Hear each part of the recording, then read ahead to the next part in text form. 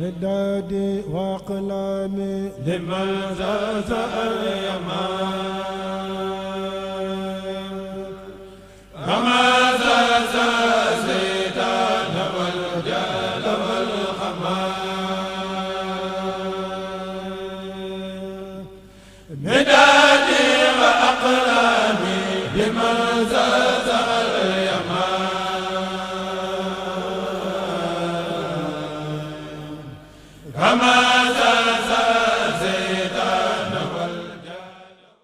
Nous allons enchaîner avec Midadi. Nous allons commencer à vous entretenir des aspects formels et un focus sur la présentation globale en plus des aspects formels. Aujourd'hui, nous allons revisiter les thématiques de poème et rappeler la précision importante que nous avions faite.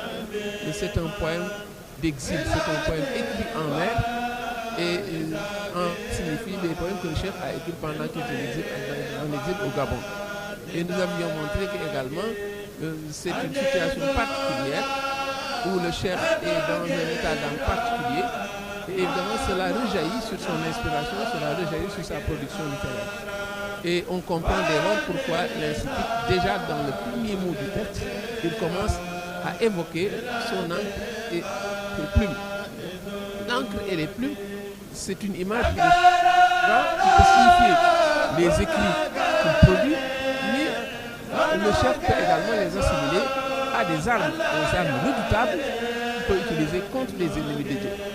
Parce qu'à un moment donné, dans ses écrits, il a pu comparer cette encre, ces plumes, à des flèches décochées et à des lances qui sont là pour, n'est-ce pas, se défaire des ennemis de Dieu. Donc cela veut dire que déjà, dans l'inspiration, on sent cette volonté d'être dans ce combat spirituel, puisque c'est un combat devant les ennemis de Dieu, et cela va s'en ressentir dans le poème. Mais il n'empêche que le cheikh cadre toujours avec ce qui est son essence, d'être Abdel Shakouran, d'être un esclave reconnaissant envers Dieu. C'est pourquoi ces deux notions, ces deux aspects sont bien présents dans le poème, mais il n'empêche que la reconnaissance à Dieu l'emporte de loin sur toute autre chose et la suite du poème va nous le montrer. C'est donc deux tendances qui peuvent sembler différemment, diamétralement opposées, mais qui présentent une unité profonde, puisque autant le chef est dans cette lutte farouche contre les ennemis de Dieu, mais autant il se présente comme un esclave reconnaissant pour tous les bienfaits qu'Allah le Dieu a créés. Et au final, c'est la tendance à cette reconnaissance à Dieu qui l'emporte sur tout. D'ailleurs, le cheikh annonce à Kounour dès les 10 premiers vers. Tous les 10 premiers vers sont fortement marqués par ce tribut de reconnaissance, n'est-ce pas, qui lui incombe vis-à-vis d'Allah le Très-Haut. Et le cheikh veut sacrifier également, s'impose de se sacrifier à l'injonction de Dieu qui disait quant au bienfait de notre Seigneur, proclamez, et le cheikh est dans cette logique-là. Mais on ne peut manquer d'évoquer ces passages qui sont là et où il dit franchement contre ces ennemis. Et nous pouvons également citer quelques vers dans ce sens. Il parle, il dit qu'il est préservé contre les ennemis. Au vers 28, mon Seigneur m'a protégé des ennemis grâce à lui. Vers 34, je me suis départi des ennemis de Dieu. Vers 49, en serviteur au milieu des ennemis. Mais il n'empêche que la déclaration d'intention est sans conteste, elle est sans ambiguïté. Le cheikh déclare au vers 56, ma louange est adressée à Dieu, à toi, mon intention étant la reconnaissance. Donc s'il y a une intention et une seule, mais c'est d'être reconnaissant envers Dieu, et il ajoute dans les demeures tout le temps. Cela veut dire ici et maintenant, de tout temps, en tout lieu. Sa tendance est d'être dans la reconnaissance envers Dieu. Cela également est indéniable et cela va se ressentir dans le poème. Et il est dans ce jour, n'est-ce pas, comme on l'a dit, et beaucoup de passages du poème le présentent comme un esclave libéré des contraintes, libéré des entraves, libéré de tout ce qui peut porter préjudice. Et sous la plume du cheikh, Allah est au vers 1, celui qui a éloigné les efforts, les flots et a chassé Satan. Au vers 2, dit-il, Dieu m'a soustrait du danger. Au vers 3, je suis épargné de l'enfer et de Satan. C'est pourquoi, en retour, mais il a l'ambition, n'est-ce pas, de se consacrer à l'adoration du riche, dit-il, hein, au vers 5. Et au vers 10, il est plus explicite, il dit « j'exulte ». Donc, quelqu'un qui exulte, c'est quelqu'un véritablement qui est dans la béatitude et qui est reconnaissant envers Dieu. Et après avoir énuméré tout ceci, met en avant ce qui fait qu'il exulte. Il y a cette plus-value sur le plan spirituel, il y a cette alchimie, cette transformation qualitative qu'il a subie, au point que sur le plan spirituel, mais il l'emporte sur tous.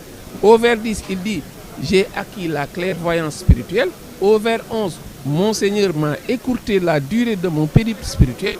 Au vers 12, « j'ai raccourci de la spiritualité ».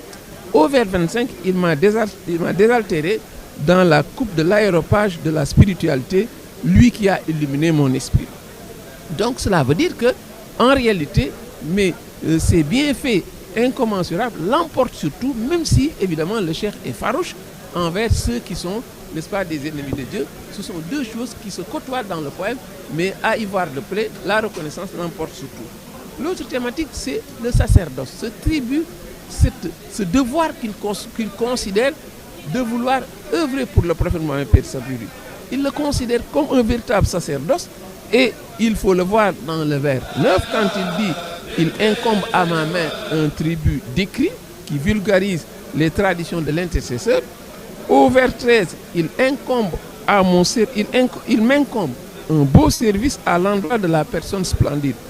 Au vers 13 et au vers 37, il incombe à mes plumes un tribut de service pour mon bonheur. Cela veut dire donc que œuvrer dans le service du prophète, il le considère comme un véritable sacerdoce et il ne pas, n'est-ce pas, échapper à cette volonté-là. Et cette volonté de rendre grâce à Dieu, d'être reconnaissant avec le prophète, de manifester sa loyauté au prophète, mais le pousse, n'est-ce pas, et devient quelque chose de presque pressant, et la demande est pressante au point de ressembler à une injonction. Et on peut le voir du vers 15 au vers 21.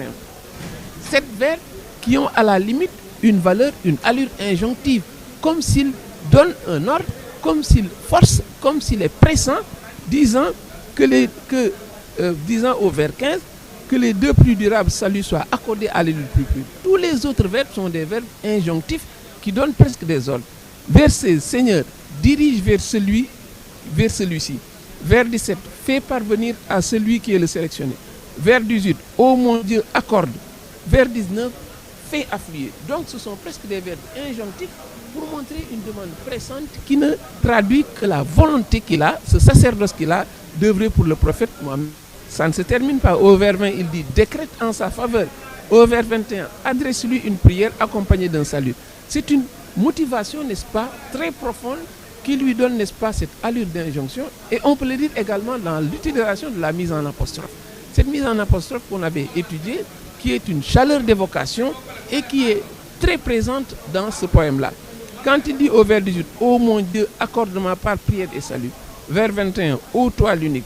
Vers 27, ô toi l'envoyé de Dieu. Vers 48, ô prophète. Vers 57, ô Seigneur. Vers 61, ô toi l'éternel.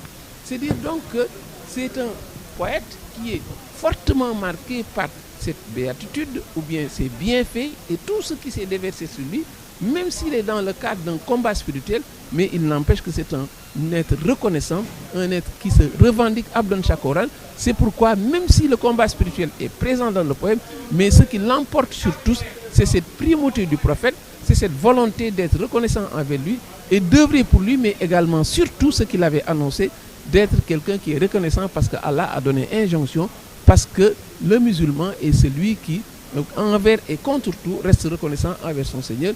C'était là la deuxième relation qu'on voulait faire pour traverser les différentes thématiques de Midadi. Et demain, Inch'Allah, nous reviendrons dans un autre poème pour scruter les aspects formels et les aspects de fond. Et ce sera un plaisir de vous retrouver encore en ce 12e jour du mois béni de Ramadan. Merci de nous avoir suivis. À bientôt et bon Ramadan.